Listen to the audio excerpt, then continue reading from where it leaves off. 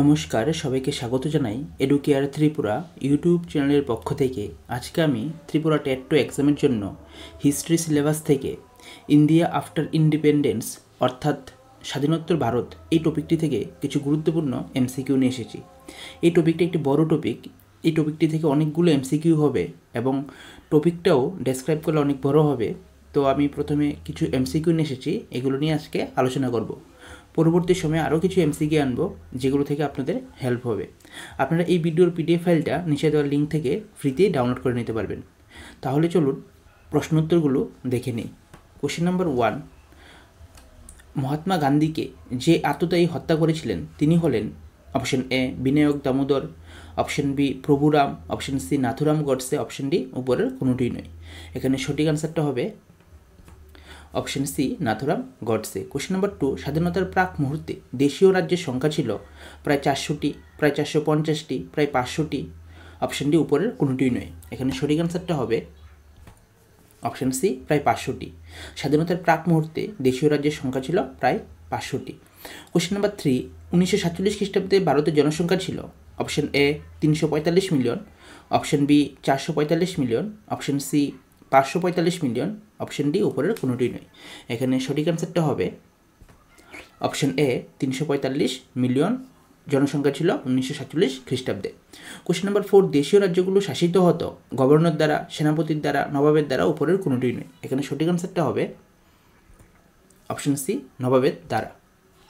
Question number 5, সংবিধান সভার বৈঠক বসেছিল অপশন এ কলকাতায়, বোম্বেতে, দিল্লিতে, উপরের কোনোটিই নয়। এখানে সঠিক আনসারটা হবে অপশন ডি দিল্লিতে। কোশ্চেন নাম্বার 6, গণপরিষদে ভারতীয় সংবিধান গৃহীত হয় 1949 খ্রিস্টাব্দে 26 নভেম্বর, 26 জানুয়ারি, 26 ডিসেম্বর, উপরের কোনোটিই নয়। এখানে সঠিক আনসারটা হবে অপশন এ 26 নভেম্বর। গণপরিষদে ভারতীয় সংবিধান গৃহীত হয় 1949 খ্রিস্টাব্দের 26 নভেম্বর। কোশ্চেন নাম্বার 7, ভারতীয় সংবিধান কার্যকর হয় 1950 খ্রিস্টাব্দের 26 জানুয়ারি, 26 নভেম্বর, 26 ডিসেম্বর, উপরের কোনোটিই নয়। এখানে সঠিক আনসারটা হবে অপশন এ 26 জানুয়ারি 1950 সালে ভারতের সংবিধান কার্যকর হয়। কোশ্চেন নাম্বার 8, ভারতে পরিকল্পিত অর্থনীতির সূচনা করেন Vallabhbhai Patel, doctor B R Ambedkar, Jawaharlal Nehru, উপরের কোনোটি নয়। এখানে সঠিক আনসারটা হবে option C Jawaharlal Nehru. Question number 9, স্বাধীন ভারতের প্রথম একজন ভারতীয় নাগরিকের ভোটাধিকারের সর্বনিম্ন বয়স ছিল অপশন এ 16 বছর, অপশন বি 21 বছর, অপশন সি 18 বছর, অপশন ডি উপরের কোনোটি নয়। এখানে সঠিক আনসারটা হবে অপশন বি 21 বছর। স্বাধীন ভারতে প্রথমে একজন ভারতীয় নাগরিকের ভোটাধিকারের সর্বনিম্ন বয়স ছিল 21 বছর। কোশ্চেন নাম্বার 10, বর্তমান ভারতে ভোটাধিকারের সর্বনিম্ন বয়স 21 থেকে করা হয়েছে অপশন এ 16 বছর, অপশন বি 17 বছর, অপশন সি 18 বছর, অপশন ডি উপরের কোনোটি নয়। এখানে সঠিক আনসারটা হবে অপশন সি 18 বছর।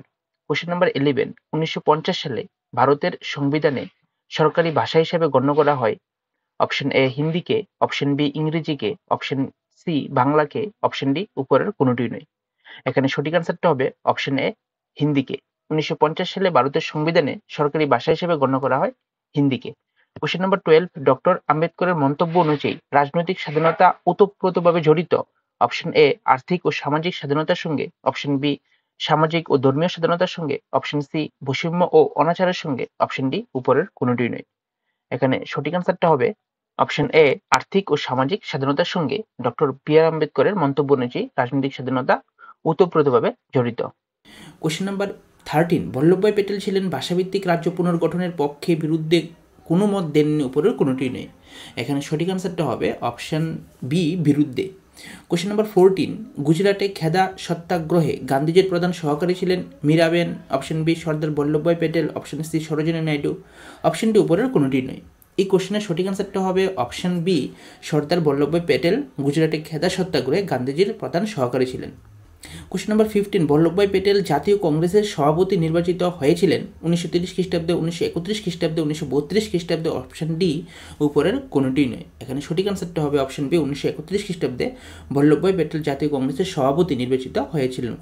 কোশ্চেন নাম্বার 16, ভাষাভিত্তিক রাজ্য পুনর্গঠন আইন চালু হয় অপশন এ 1953 খ্রিস্টাব্দে, 1954 খ্রিস্টাব্দে, 1956 খ্রিস্টাব্দে, অপশন ডি উপরের কোনোটি নয়।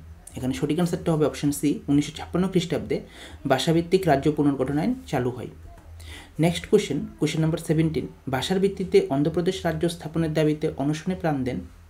Option A T Krishnamachari, option B Miraben, option C Potti Sriramulu, option D উপরের কোনোটি নয়। এখানে সঠিক আনসারটা হবে অপশন ডি পট্রি শ্রীরামালু ভাষার ভিত্তিতে অন্ধ্রপ্রদেশ রাজ্য স্থাপনের দাবিতে অনশনে প্রাণ দেন। কোশ্চেন নাম্বার 18, অন্ধ্রপ্রদেশ রাজ্যটি সৃষ্টি হয়?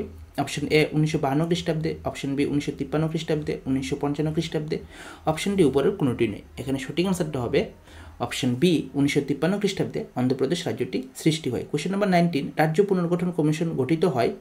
অপশন এ 1953 খ্রিস্টাব্দে, অপশন বি 1954 খ্রিস্টাব্দে, অপশন বি 1954 খ্রিস্টাব্দে, অপশন সি 1955 খ্রিস্টাব্দে, অপশন ডি উপরের কোনোটি নেই। এখানে সঠিক আনসারটা হবে অপশন এ 1953 খ্রিস্টাব্দে রাজ্য পুনর্গঠন কমিশন গঠিত হয়।